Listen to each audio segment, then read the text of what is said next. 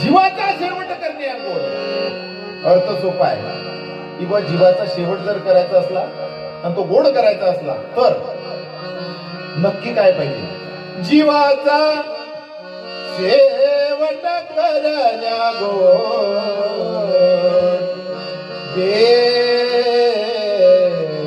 रे हरी संत पदाची जोड रे हरी संत पदाची जोड संत पदाची जोड जीवाचा शेवट करण्या दे रे हरी संत पदाची जोड असल्याशिवाय जीवाचा शेवट गोड होऊ शकत नाही. संतांचे अवतार झाले, संतांनी जगाच्या कल्याणा संतांच्या विभूती कुणीच नातेवाईक नव्हतं, फक्त तुमच्या माझ्यासाठी जीवन जगलं. तुम्ही आपण चांगलं जीवन जगावं, कमी पैशात जीवन जगावं, कमी गरजेत जीवन जगावं हे शिकवण्यासाठी संतांचे अवतार झाले. पण आमचं नेमकं चुकलं. आम्ही काय केलं? संतांच्या विचाराच्या जे ग्रंथ आणि पोथ्या होत्या त्या पक्क्या लाल कपड्यात बांधून ठेवल्या. भगवद्गीता आहे ना तुमच्याकडे, ज्ञानेश्वरी, शिवलेला अमृत असेल ना, कुठला तरी ग्रंथ आहे ना, पक्का बांधून ठेवला ना चांगला लाल कपड्यात, धुणे बसली पाहिजे त्याच्यावर. ग्रंथ बांधून ठेवण्यासाठी नाही, बांधून ठेवण्यासाठी नाही. लोक इतक्या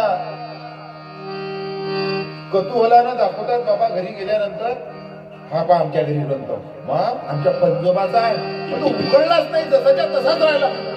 आतापर्यंत तर 4 ग्रंथाचे चालणे व्हायला पाहिजे होतं, चूर्ण व्हायला पाहिजे होतं, ग्रंथाचं पावडर व्हायला पाहिजे होती, एवढं घरातलं त्या ग्रंथाचं वाचन असायला पाहिजे होतं.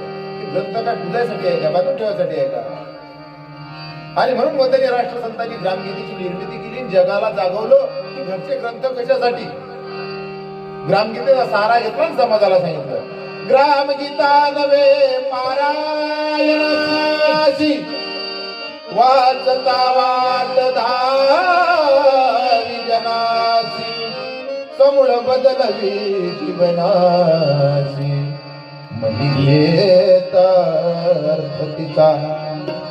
जे काही ग्रंथ आहेत ते वाचायचे आहेत आणि काय म्हणणं आहे त्यांचं समजून घ्यायचं आहे आणि त्या पद्धतीनं काम करायचं आहे. मग ते पारायण तुमचं कामाचं नाही. आमचं एकही गुरुवार पारायण नाही, पारायण नाही ना, काय म्हणणं काय ते समजलं पाहिजे ना, काय म्हटलेलं आहे त्याच्यात. ते आचरणात त्या दिवशी तुमचं पारायण पावलं.